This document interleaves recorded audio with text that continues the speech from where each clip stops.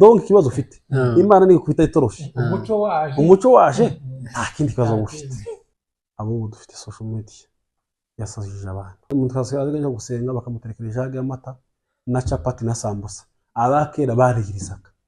Uyu munsi tugira amahirwe yo kwakira umuvugabutumwa umuyumbe. Imana ishimwe ko twakira uyu munsi.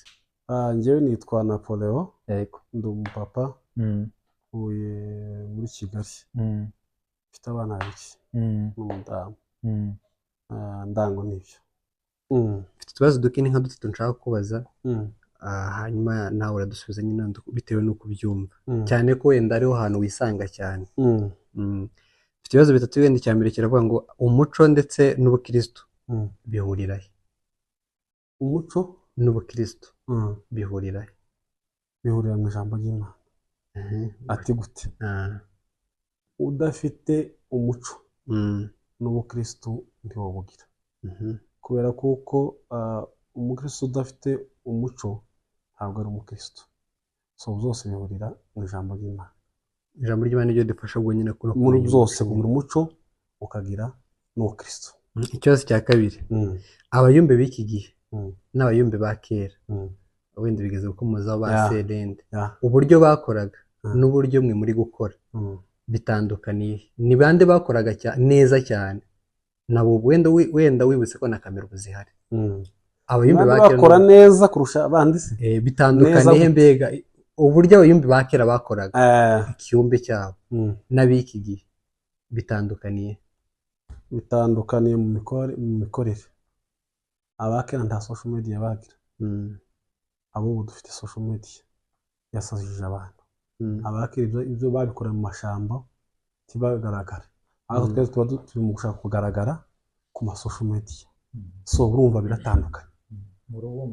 Mu runga rutagira dufite amatara, nta smartphone bari bafite nka benisi, nta channel bari bafite nka benisi, nta kamera bari bafite ngizi kamera mufite zijyamye hanga. So urumva zari bitandukanye.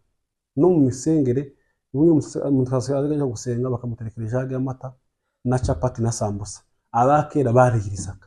Urumva biratandukanye. Ubwo icake nshaka gifite imbaraga. Icake nshaka gifite imbaraga. Umugoroba dufite amateraniro Nazarene wambutse Feruje, wakata hari igitaramo c'abanaziri bajya baterana umunsi wo kuwa kane kuva saa 9 kugeza saa 3. Nzanumva bazavuga ngo uri nabi. Ugira ififi? Wenda nta muntu uzayivuga. Buriya abandi nibo bazumvuga. Yego. Jewe nivuze tiwobyemera 100%. Kandi nivuze uwo sigana akabazo. Yego. Ako wundi wenda nahaye fishi cyangwa nasengeye cyangwa twakoranye igihe kirindi bivuga butumwa niba uzakubwira. Yego. Ariko ndakeka buriya nta muntu utagira impano.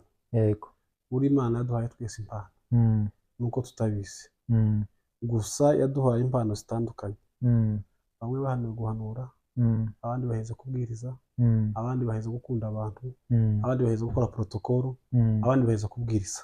So muri izo zose nanjye mfitemo impano. Yego. Muri iyi si ubu ngubu abantu bacitse intege, ndavuga abaturage basanzwe, hari abaza bacu kubwira ngo dufite ibibazo ibi n'ibi bitandukanye. Ni kimwe nuko mu badukurikiye nabo hari ameze gutyo. Hari ibibazo bitandukanye cyane cyane mu depression yabaye menshi, umuntu no kwiheba. Ni irihe jambo ry'Imana mbega icyanditswe muri Bibiliya wabwira umuntu gishobora kumufasha nawe cyagufashije wenda? Nkamubwira ijambo ry'Imana cyangwa nkamubwira igipande? Yego, aja nk'igipande wenda yasoma kikamufasha. Nagende asome muri Yesaya.